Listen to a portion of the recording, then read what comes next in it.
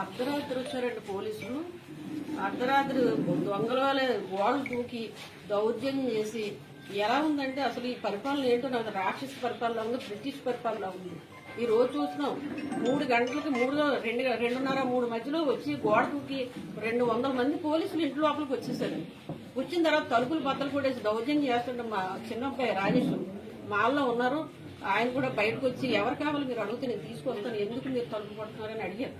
అడిగితే వెంటనే ఆయన తీసుకొని వెళ్ళి ఎంత దారుణం అంటే అండి, జోళ్లు ఉండవు, సోన్మాలు వేసుకొని ఉంటే గోడ మీద ఎక్కించి పునాదుల మీద ఎక్కించి ఆఖరికి లాస్ట్ ముళ్ళు కంపంలోంచి తీసుకెళ్లి అరెస్ట్ చేశారు. ఇప్పుడు అయ్యన్న పాత్ర గారు ఏం తప్పు చేశారండి, రాజేష్ ఏం తప్పు చేశారండి? మేము గంజా వ్యాపారం చేసామా, లేకపోతే దౌర్జన్యం చేసామా? దొంగల ముఠాల్లాగా తీసుకొచ్చి పోలీసులు దొంగల్లా తయారయ్యి పోలీసుల వల్ల రాలేదు ఎవరు కూడా. ఐడెంటిటీ కార్డు లేదు, చూపించలేదు, తాగేసి వచ్చారండి. ముఖ్యంగా నేను చెప్తున్నాను, పోలీసులు తాగేసి వచ్చారు. చాలా మంది తాగేసి ఎందుకు వచ్చావు, నువ్వు ఆ స్మెల్ ఏంటి, ఇది పద్ధతే, నువ్వు గవర్నమెంట్ కుటుంబం ఇంట్లోకి వస్తున్నావు, నువ్వు ఇది పద్ధత పోలీసు ఏంటి అని నేను అడిగాను. నేను తాగలేదని చెప్పి మొహమే చూపిస్తున్నాడు.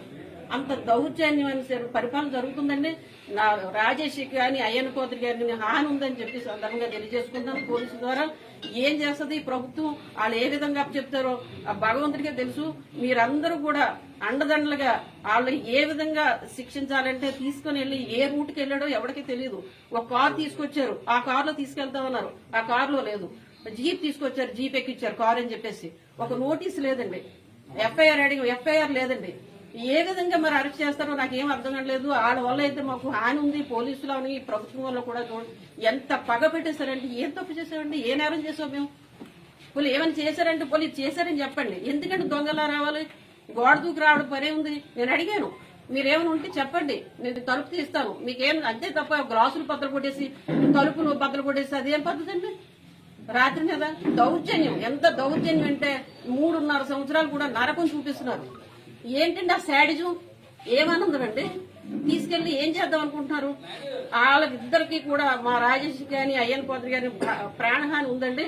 మీ ద్వారా నేను తెలియజేసుకుంటున్నాను, ఏదైనా జగన్మోహన్ రెడ్డి పోలీసులు దౌర్జన్యం చేసి తీసుకెళ్లారు కాబట్టి మీరు ఏం చేస్తారు? మీ ద్వారా నేను తెలియజేసుకున్నాను. వాళ్ళకి ఏమైనా జరిగిందంటే ప్రభుత్వమే వాళ్ళ మీదే కూడా మేము చెప్పవలసి ఉంటుంది.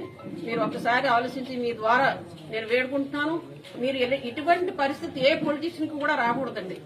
కనీసం ఒక టాబ్లెట్ వేసుకుని ఇవ్వలేదు. రెండోది లుంగితో ఉన్నారు, లుంగి షర్టును అలాగే తీసుకుని వెళ్ళిపోయారు.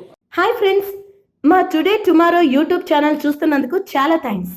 మరిన్ని లేటెస్ట్ వీడియోస్ కోసం వెంటనే సబ్స్క్రైబ్ చేయండి. అలాగే ఈ బెల్ ని కూడా రింగ్ చేసేయండి. మా నోటిఫికేషన్స్ అన్ని మీ మొబైల్లో వస్తాయి. అలాగే మా వీడియోస్ మీకు నచ్చితే లైక్ చేయండి, షేర్ చేయండి, నచ్చకపోతే కామెంట్ చేయండి.